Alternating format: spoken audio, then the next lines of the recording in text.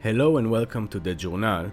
Today we are visiting the Bar'am Synagogue situated in the northern part of Galilee near the Lebanese border. Baram was a Jewish village during the Second Temple period and during the Mishnah and Talmud periods. It appears that the Jews of Baram abandoned their village during the Crusaders or Mamlukian time, meaning from the 3rd century BCE at its earliest, with Jews maintaining a continuous presence in the village until sometime around the 13th century CE. That's quite a long period after the destruction of the Second Temple. As we step into the ancient village, we find not one but two remarkable synagogues just 300 meters apart. The larger one, beautifully preserved, was built in the late 4th and 5th centuries of the Common Era, and it stands as one of Israel's most remarkable synagogue remnants. It is a stunning example of Roman architectural style with meticulous stone masonry. The Cairo Geniza letters give us accounts of the vibrant community of Baram that once thrived here during the early Muslim period.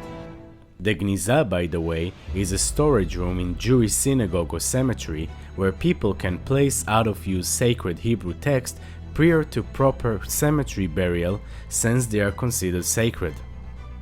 Travel narratives from Jewish travelers in the Middle Ages speak of two synagogues present in the village.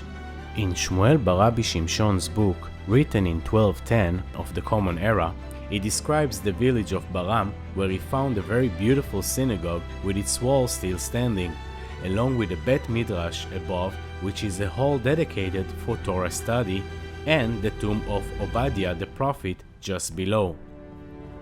In 1905, Baram witnessed a small-scale excavation conducted by archaeologists Kohl and Wolzinger.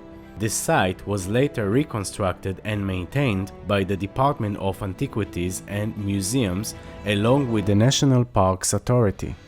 Fast forward to 1988, further scientific excavations were undertaken at Baram by archaeologists from the Israel Antiquities Authority and the University of Rochester. Now, let's talk about the bigger synagogue. With an impressive 20 by 15.2 meters in dimension, the entrance of the magnificent rectangular synagogue faces south towards Jerusalem like other synagogues found in Galilee from that period.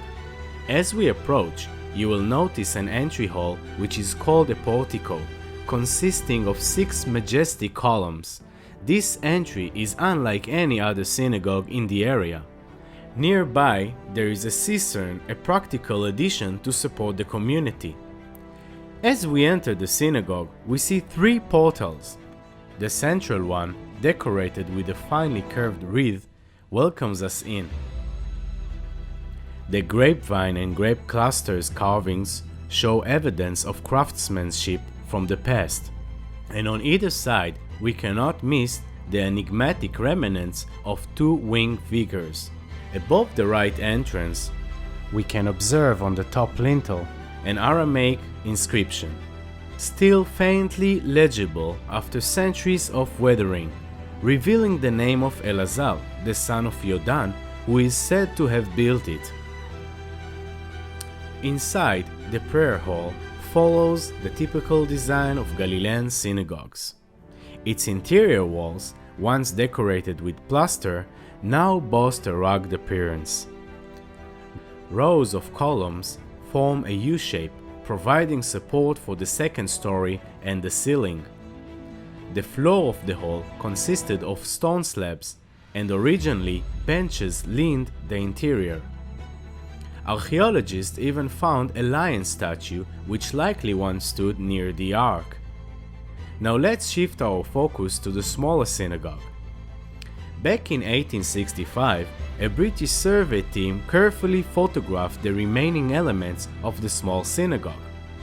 This particular place of worship was directed towards Jerusalem and showcased the characteristic architecture of Galilean synagogues.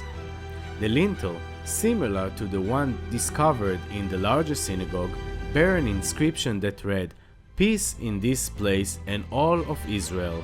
Yosef HaLevi, son of Levi, made this lintel. May his deeds be blessed. Shalom. Peace.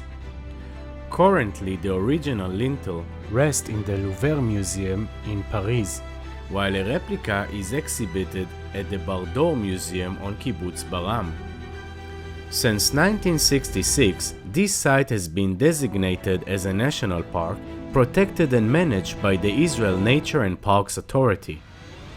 The Bar'am Synagogue stands tall as a magnificent testament to a flourishing Jewish community in the region of Galilee in Israel, centuries after the destruction of the Second Temple.